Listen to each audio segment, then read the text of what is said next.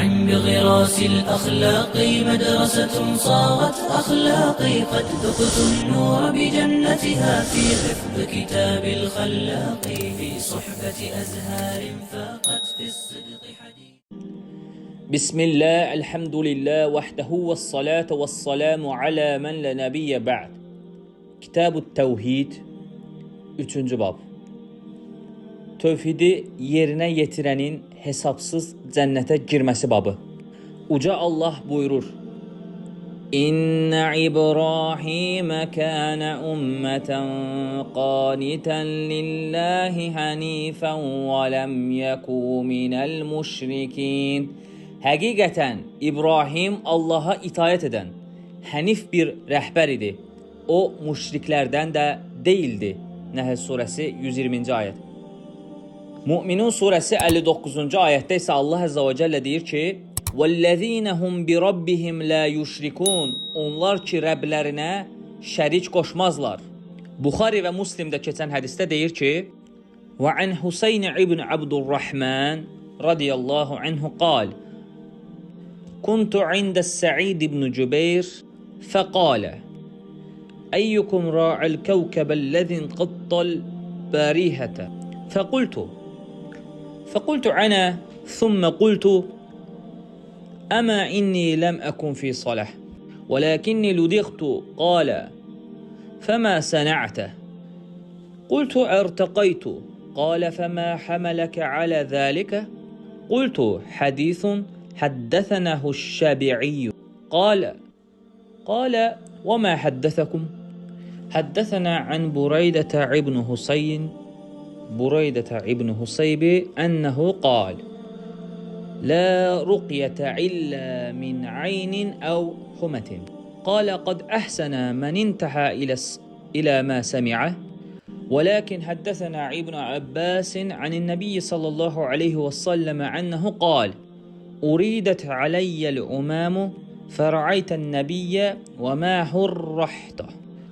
حرحت والنبي معه الرجل والرجلان والنبي وليس معه أحد إذ رفع لي سواد عظيم فظننت أنهم أمتي فقيل لي هذا موسى وقومه فنظرت فإذا سواد عظيم فقيل لي هذا أمتك ومعهم 70,000 يدخلون الجنة بغير حساب ولا عذاب. ثم نحد فدخل المنزله فخاس الناس في أولئك فقال بعضهم فلعلهم الذين صاحبوا رسول الله صلى الله عليه وسلم وقال بعضهم فلعلهم الذين ولدوا في الإسلام فلم يشركوا بالله شيئا وذكروا أشياء فخرج عليهم رسول الله صلى الله عليه وسلم فأخبره فقال: هم الذين لا يسترقون ولا يكتون ولا يتطيرون وعلى ربهم يتوكلون. فقام أكاش بن محسان فقال: يا رسول الله ادعو الله أن يجعلني منهم. فقال: أنت منهم؟ ثم قام رجل آخر فقال: ادعو الله أن يجعلني منهم. فقال: سبقك بها أقاشة. Rəvayət edilir ki, Hüseyn bin Abdurrahman radiyallahu anhu demiştir: mən Səid bin Cübeyrin yanındaydım. Dedi ki, dünən düşən ulduzun hansınız gördü? Dedim ki, mən. Sonra dedim ki, doğrusu mən namazda değildim, lakin sancılmışdım. Dedi ki, bəs nə etdin? Dedim ki, rüqyə etdim. Dedi ki, səni buna sövq edən nə idi? Dedim ki, Şəbinin bizə danışdığı hədis. Dedi ki, o sizə nə danışıb? Dedim ki, o bizə Bureydə bin Huseybin belə dediyini rəvayət etmişdir: yalnız göz dəymə və sancılmadan dolayı rüqyə edilə bilər.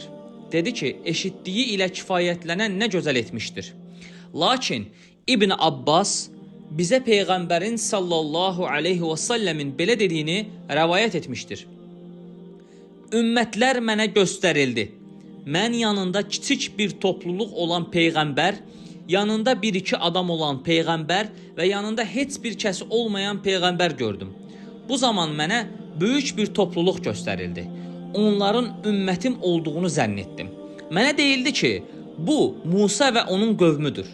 Sonra baxdım ki, yenə bir böyük topluluq mənə deyildi ki, bu sənin ümmətindir. Onlardan 70.000 nəfər hesabsız və əzabsız cənnətə daxil olacaqdır. Sonra qalxdı və evinə daxil oldu. Beləliklə insanlar o kəslər haqqında danışmağa başladılar. Bəziləri dedilər ki, yəqin ki onlar Rəsulullahın sallallahu aleyhi və səlləmin səhabələridir.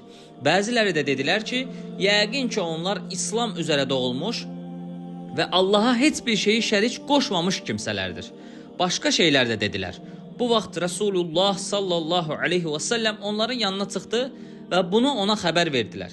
Beləliklə o dedi, onlar ruqyə tələb etməyən, damğa bastırmayan, uğursuzluğa inanmayan və yalnız Rəblərinə təvəkkül edənlərdir. Uqqaşə bin Mihsən ayağa qalxıb dedi, Allaha dua et ki, məni onlardan etsin. Rəsulullah sallallahu aleyhi və səlləm dedi, sən onlardansan. Sonra başqa bir adam qalxıb dedi, Allaha dua et ki, məni də onlardan etsin. Rəsulullah sallallahu aleyhi və səlləm dedi, Uqqaşə bu xüsusda səni qabaqladı. Subhanəkəllahumma və bihamdik, əşhədu ən la ilahə illə ənt, əstəğfiruka və ətubu ileyh.